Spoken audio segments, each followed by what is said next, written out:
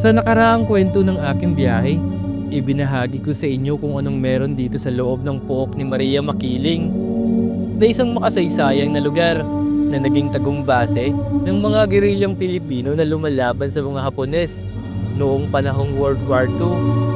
Ang pook ni Maria Makiling ay isang sikat na pasyalan noon, ngunit sa paglipas ng mahabang panahon, naging abandonado na ito.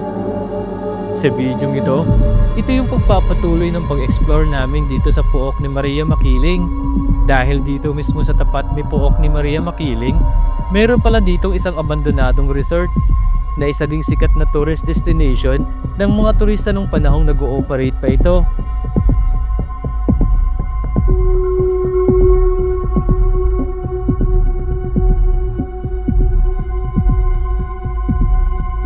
Dito mga motivation pala yung nangyari yung aksidente na sinasabi ni Kuya Gary. Lalim pala nito. May ano pala dito kuya, no? May ilog. Ayan, no? Tabi-tabi po. Oo. Nalaglag dito. Natusok pa ang tao. Dito pala yung part na maraming namatay. Delikado kasi itong kurbada talaga na to, no? Eh sabi nga kuya ni tatay ganyan, parang nangunguha daw.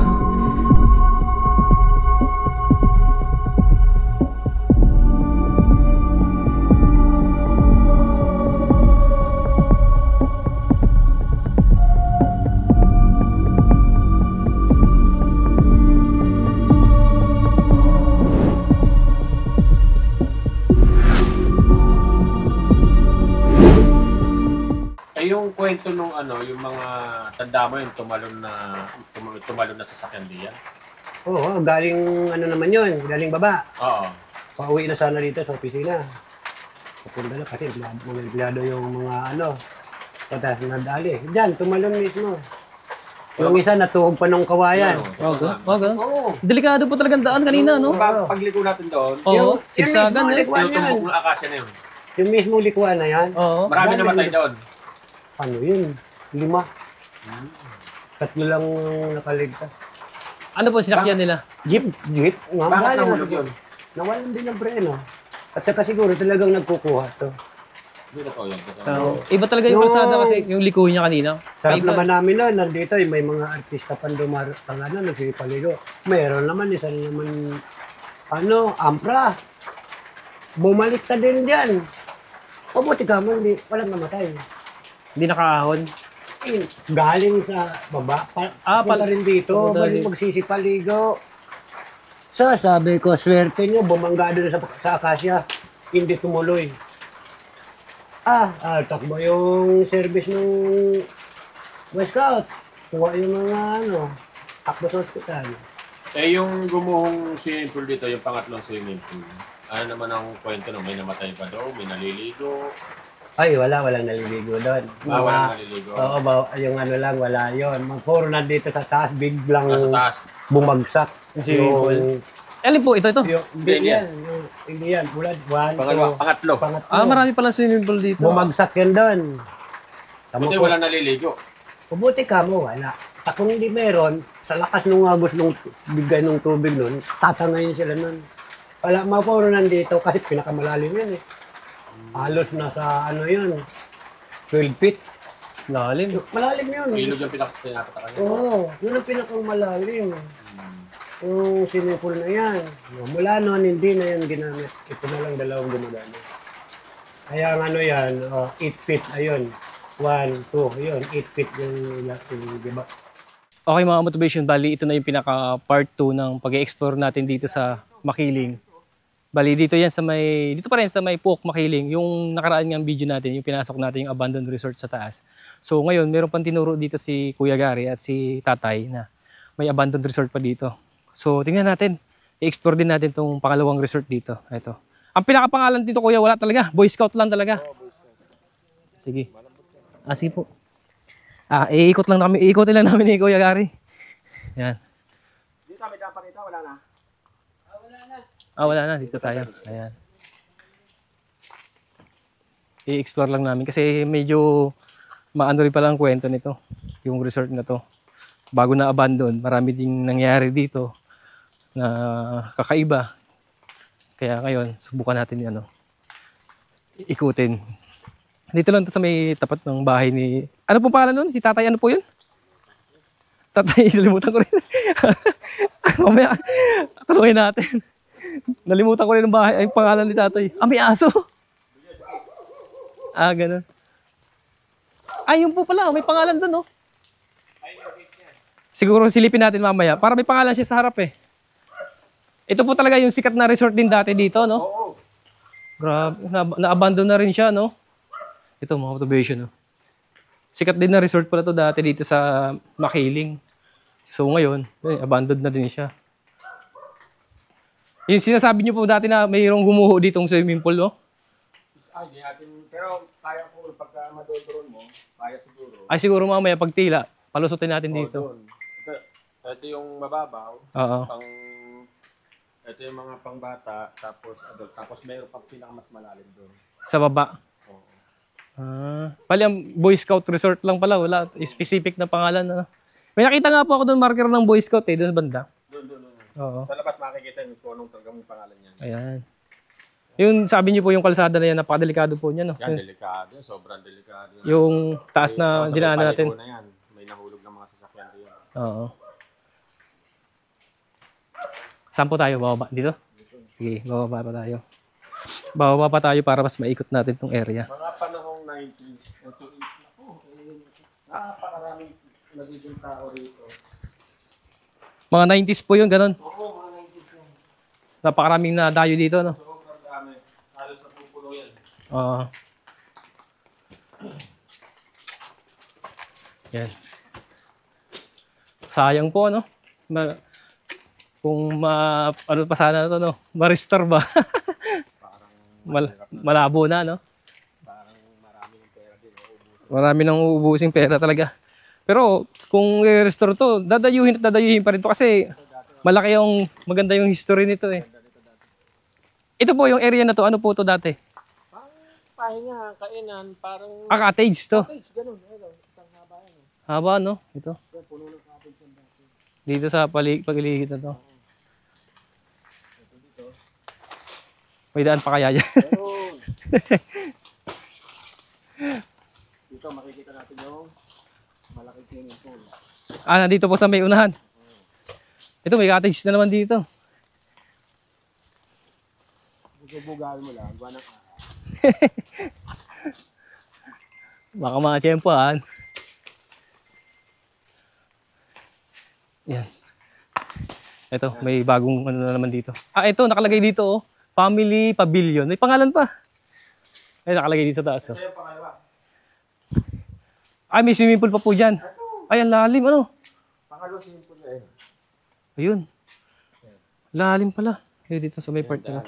Ito, may daanan, ano? Pangalawa swimming pool yan. Ito naman yung pangatlo. Yun. Ito naman yung pangatlong swimming pool. Ayan yung gumuho. Ito po, yung part na to. Ayan. May gumuho dati. Tapos ito yung tinutukoy nating kalsada kanina. Tutukoy naman natin na bumagsak. Yung sa may akasa na yun. Yes. Sa may Akasya. Doon part sa part Akasa na na yan. Oo. May nahulog na Sasakyan. Oo. Tusok ka sa kawayan, tao. Yung maraming namatay po, ano? Yan. Pero ito dati, tuwing summer, punong-puno ng tao to. Napakarami laging nabisita dito. Sobrang dami. Dito kami naglakingan. Naging libangan namin dito. Dito kami nagtitinda. Lahat. Oo. So, bali ilang swimming pool po yung tatlo? Tatlo yan. Isa. Ayun o. Kung kauna na yan, puro pambata yan. Tapos yan. Okay. Ayun, Ito, magkasabay lang na abandon yun. Pero Ito. yung pinakaunang Ito na, sa baba, yung... gumuho yun, hindi na pinagawa. Tapos ito dati nag-ooperate pa tong taas. Ito huling-huli. Okay. Tapos to, wala na. Tapos siguro doon tayo dadaan sa kabila, ano, sa may gate para makita natin yung arko.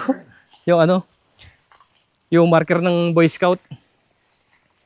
Bali, sinasabi niyo po kanina, Kuya Gary, yung ginanap dito yung Jamboree. Yung dito yun, World Jamboree. World Jamboree. Asian Pacific, dito yun. Oo, gano'n. Naku, ang tao dito. Kaya sumikat tong Makiling no, dati no. Oo, kaya kami noon, hindi naman sa pag-ano, Kasi punong-puno ng turista rito. Sagana kami, lahat ng mga lokal dito. Sagana talaga kami. Sa turismo Oo, talaga. kasi nandyan lahat ang hanap buhay namin. Ah, Pero nung nawala itong resort dito, wala. humina na yung ano dito, no? Turismo. Lahat ng hanap buhay namin. Ganun. Ngayon, dadayo kami, doon lang mayroon. Ang laki pala talaga ng pakinabang nito dati, no? Siyempre, tulad nyo po, nagtitinda po kayo, no? So, oo, sobrang laki. Oo nga eh. Mga nagtitinda-tinda, halos lahat dito nagtitinda-tinda. Pero nung mawala yung mga turista dito, wala. Patay, hanap buhay namin. Ito, maganda to. Puro cottage to. Dati.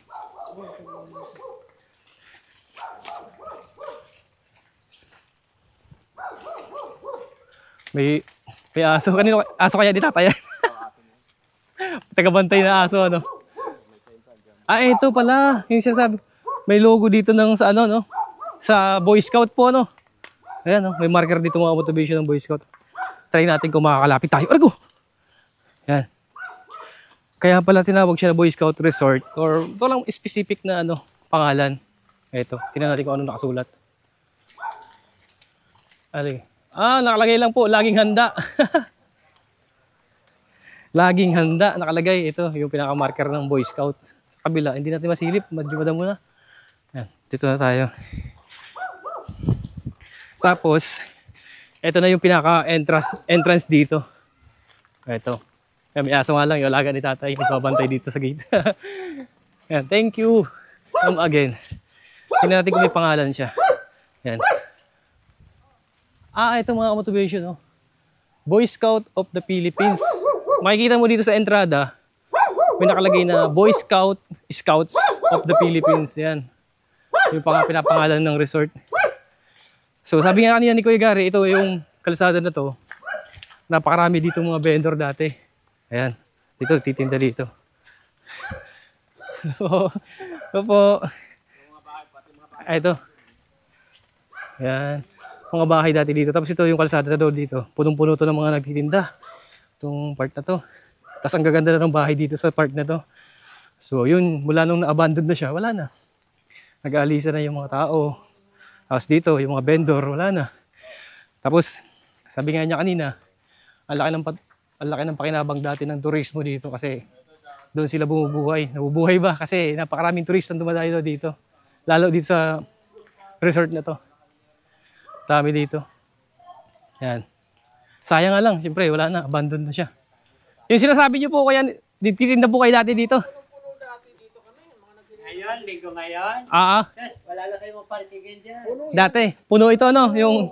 Walang parking yan. Wala ka na mapartingan. Kailangan. Maaga ka dito, makaparting ka. Oo.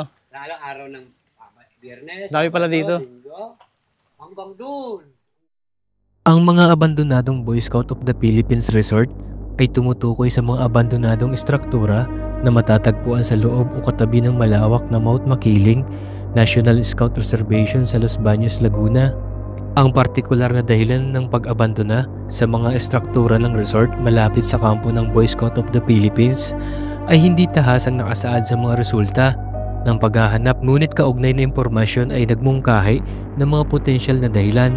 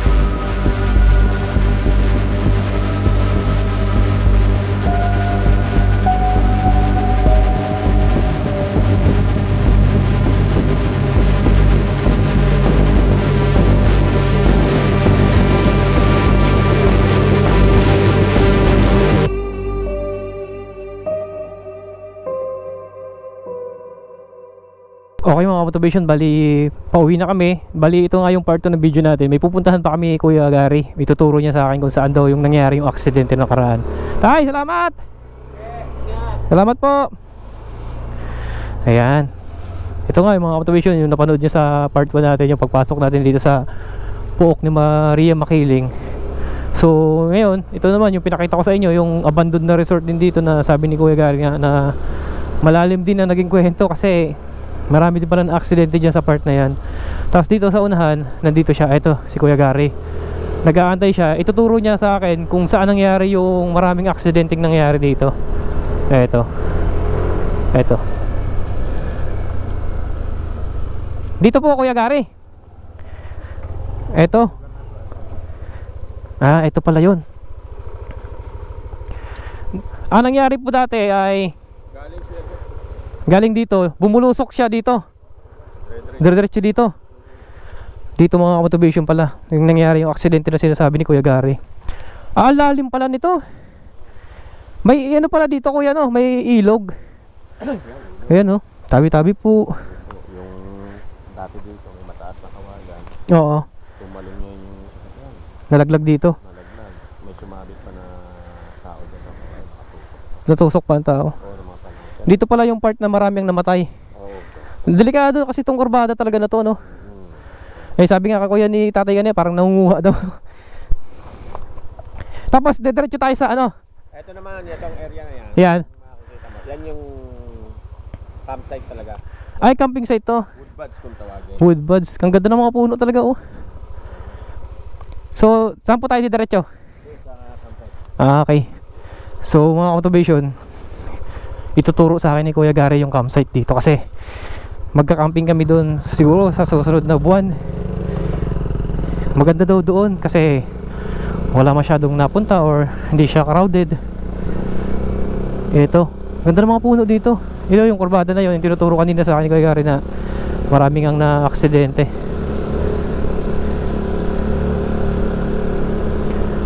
Ayan. Ito campsite pala to, sa taas na to. Ayan, papasok.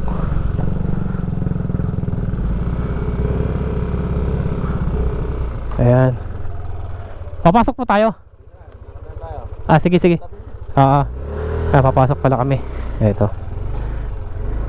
Yeah.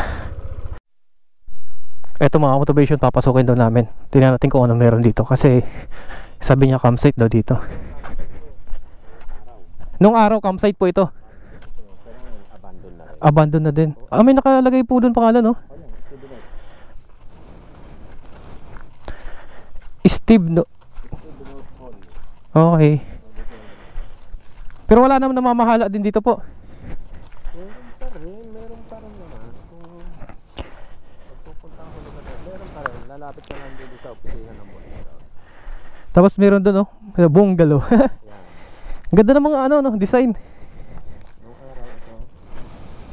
Araw ha, mga 90s, 20, Oo. napupuno at ng mga tent.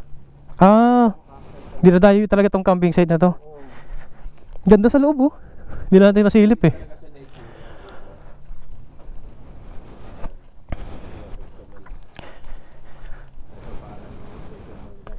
Session hall dito. Parang pag... No, malawak pala talaga to, no?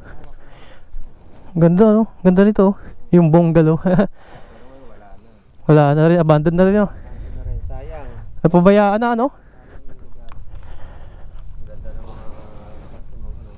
Ang ganda dito. Oo nga, eh, no? Ang ganda ng bubong niya, oh. Tabi-tabi po. Nasa laking puno, no? Yun, nakita natin dito yung area ng mga na-abandon na dito sa Makiling, sa Boy Scout. Oo, linis pa, no? Parang binabantayan pa to. Yan, ewan ko lang makita sa camera mga motivation, loob ba yan? May taas pala, may second floor, tapos may picture, yun sa taas. Okay, baba na kami. Camping ground po ito dati. Wood buds. Okay. Siguro yung mga Boy Scout po ano. Yan, dito siya sa loob. Bali, saan po tayo pupunta? Ah, meron dito ano, marker oh, may... Ayan oh. Galing oh. The law of the camp. Ito mga motivation oh. Ganda. Ayan oh. Is the scout law. Tapos may malaking ano dito oh. Malaking palakol. Yan. Maganda magpa-picture dito ah. Ganda oh. Ayos. Okay mga motivation, bali pa baba na kami, pa uwi na kami. Bali may ituturo pa dito parang marker si Kuya Gary. Sulit naman ang experience dito sa Makiling. Kasi na-explore talaga natin, hindi ba ganun katagal, kahawang oras. At least, di ba, napuntahan. Salamat kay Sir Gary, nasa unahan natin. Napakasulit. Dinala tayo dito sa mga historical place, di ba, na malaking bahagi sa kasaysayan ng ano, ating bansa, di ba? Ito, may arko pa dito oh. Ayan, palabas na kami. Oh wow. Picture tayo dito. Ito, may arko pa dito mga motivation oh. Yung pinaka-marker talaga ng ano, the scout. Ganda. Ito pala yun. Ganda pala dito. Ito pala pinaka-marker dito. Oo. Ayun. 2009 siya? 26 Asia Pacific Regional. Ah, nung ginanap yung ano, So ginawa yan. yung 26 Asia Pacific Regional Scout Jamboree 2009 dito sa area na to. Ang ganda. Ayos ah. Okay mga motivation, malapit na kami dito sa may bahay ni Sir Gary. Dito na kami maghihiwalay. Bali magpapaalam na tayo. Magpapasalamat tayo kasi mapalaking tulong ng ginawa niya para matuklasan natin yung lugar dun sa Mount Makiling. Yung napasok natin yung resort na abandon, tapos yung isa pang resort na sa Boy Scout naman. So malaking tulong yung... Kaya Gary, paano? Maraming salamat po. Salamat po, susunod na lang ulit. Pagka meron, sana sama tayo. Sulit, salamat. Apo, salamat. Yan mga motivation Sir Gary, ito yung bahay niya. Pupunta dyan sa Yamashita Street. Nandito kasi yung bahay ni, ay yung memorial monument ni Yamashita, yung pinasok ko nakaraan. So paano mga motivation, sana nagustuhan nyo yung video ito at sana nagkaroon kayo ng kaunting kaalaman about dun sa pinakita ko sa inyo. Okay, hanggang sa muli mga motivation, maraming salamat. Magkita-kita tayo sa mga susunod ko pang adventure at video. Sana nandun pa din kayo. At syempre, kung nagustuhan mo, pwede mo i-like at i-share. At kung hindi ka pa nakapag-subscribe, pwede mo rin ipindot yung subscribe button para mapasama ka sa bumubuo ng YouTube channel ko. Okay, hanggang sa muli, maraming salamat. Paalam!